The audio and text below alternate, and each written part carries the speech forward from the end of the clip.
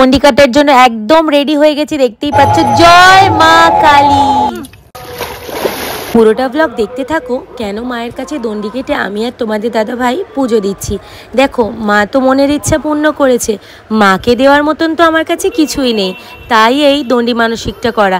কেন মানসিক করেছে সেটা জানতে হলে তো পুরো ব্লগটা দেখতে থাকো, আশা করি তোমাদের ভালো লাগবে। জানো তো, অনেকে বলে প্রেগনেন্সিতে নাকি মা কালীর দর্শন করতে নেই, কিন্তু জানো আমি কিন্তু প্রতিনিয়ত এই মাকে দর্শন করেছি। ইভেন বড় মাকেও ফেসবুকে দেখতাম, মা কিন্তু আমার সাথে সব সময় ছিলেন।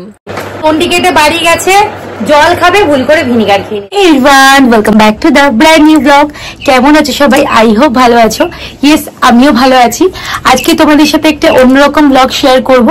তো অ্যাকচুয়ালি আমরা আসাম গিয়েছিলাম কামাখ্যা মায়ের কাছে, তোমরা সবাই জানো।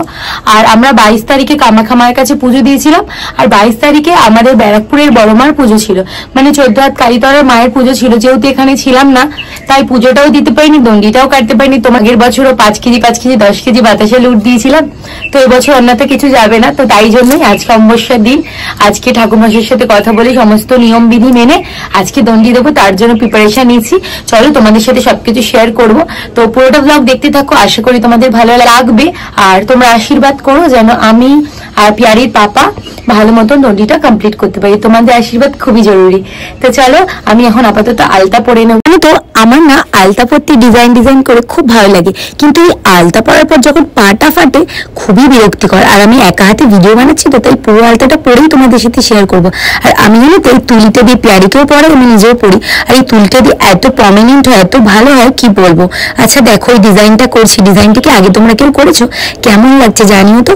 আমার পায়ে ডিজাইনটা পরে জানি না তোমাদের ভালো লাগবে কিনা। আমার কিন্তু বিভিন্ন ডিজাইনের আলতা পরতে ভালো লাগে। তো দেখো আমার কমপ্লিট হয়ে গেছে। সাইডে আবার রাউন্ড করেছি, যদিও আমি বিশেষজ্ঞ নই, বাট ভালো লাগে বলে পেরেছি। কেমন লাগছে কমেন্টে অবশ্যই জানিও। আর তোমরা এই ডিজাইনটা কি কেউ করেছো? ডিজাইনটা কেমন লাগছে সেটা বিশেষ করে জানিও। তো দেখো, দণ্ডি কাটতে যাওয়ার জন্য আমি একদম রেডি হয়ে গেছি। চুল ছেড়ে কাটছি না, অ্যাকচুয়ালি চুল ছেড়েই কাটা উচিত।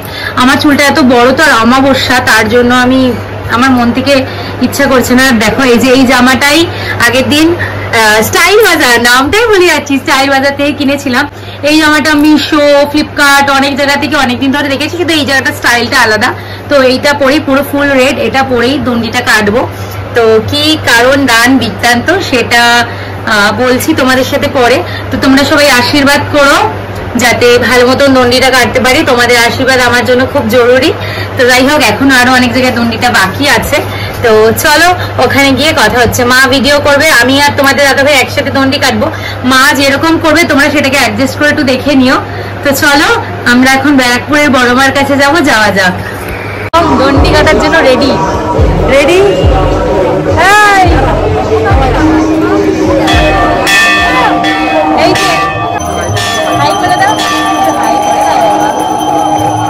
চলো একটু মায়ের দর্শন করে। চলো, মা কালীর নাম নিয়ে প্রণাম করে মাকে তোমাদের আশীর্বাদ নিয়ে ফাইনালি দণ্ডি কাটা স্টার্ট করবো। তোমাদের দাদাভাই 3 রূপ দিয়ে নিয়েছে, ও কাটবে। ফার্স্টে আমি কেটে নেবো, আমার অলরেডি রূপ দেওয়া হয়ে গেছে। তো চলো তোমাদের সাথে আজকে শেয়ার করবো যে কেন দণ্ডিটা কাটবো। সত্যি বলছি বন্ধুরা, এই যে দণ্ডি কেটেছি এক ফোঁটা কষ্ট হয়নি। আমার তো হয়নি, তোমাদের দাদাভাইকে নিয়ে টেনশন করছিলাম, ওর কোমর ব্যথা, ওরও কষ্ট হয়নি, কারোর কোনো কষ্ট হয়নি। আর দণ্ডিটা কেন কাটছি সেটা বলছি। আর শুধু একটাই প্রবলেম হয়েছিল, যেহেতু আমবাগান দিয়ে আসছিলাম, অন্ধকার, প্রচুর পিঁপড়ে কামড়েছে, গা ব্যথা, কোনো কিছু হয়নি। আজকে একটা জিনিস বুঝলাম, যারা দণ্ডি কাটে ভগবান তাদেরকে কৃপা করে, তার জন্যই কোনো কষ্ট হয় না। সত্যি কথা বলছি, পুরোটা কেটে যাওয়া ইজি নয়, শুধু ভগবানের কৃপা আছে বলেই পেরেছি। চলো এবার শেয়ার করি দণ্ডিটা কেন কাটছি।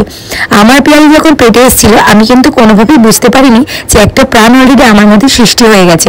অ্যাকচুয়ালি আমার বাবার হাত ভাঙা, নানান ধরনের শ্বশুরের হাত ভাঙা, নানান ধরনের প্রবলেমের মধ্যে দিয়ে এত টেনশনে ছিলাম যে বুঝতেই পারিনি আমার পিরিয়ডস মিস হয়ে গেছে 3 মাস। এত টেনশন চিন্তা ভাবনার মধ্যে দিয়ে আমার মাথা থেকে বেরিয়ে গেছিল যে 3 মাস ধরে আমার পিরিয়ডস হয় না। শ্বশুরের হাত ভেঙে গেছে, বাবার হাত ভেঙে গেছে, ভীষণ টেনশন।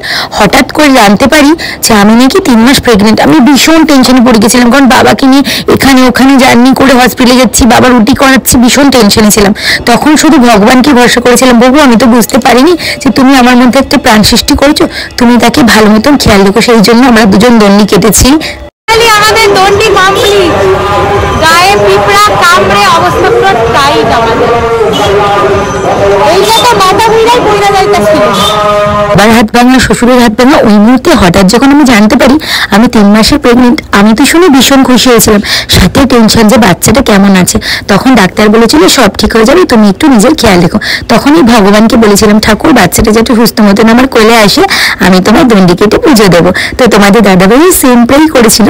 তো তোমরা আশীর্বাদ করো পেয়ারি যাতে মানুষের মতো মানুষ হয়ে বড়দের সম্মান করতে পারে আর ভগবানকে ভক্তি করতে পারে। আমার এর থেকে বেশি কিচ্ছু চাই না তোমাদের থেকে, তোমরা আশীর্বাদ করো। দণ্ডি কেটে বাড়িতে এসে জামা কাপড় ছেড়ে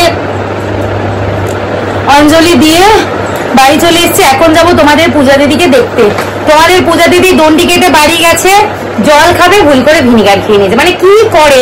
তো চলো তোমাদেরকেও নিয়ে যাবো, দেখা করাবো। আপাতত এই শাড়িটা পরে আমি আর পাচ্ছি না, খুব শরীর খারাপ লাগছে, শরীরটা বড্ড খারাপ লাগছে। তোর সাথে গিয়ে দেখা করাবো।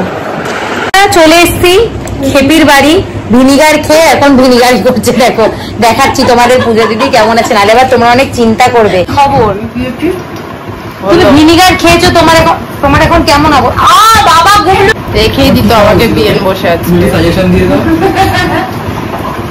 ভাবো তো যদি কিছু হতো, ভাবতো তো কি হয়েছে, কে বলবে আমার বসে যদি আজকে সারা রাত থাকতো আরো অসুস্থ হয়ে যেত।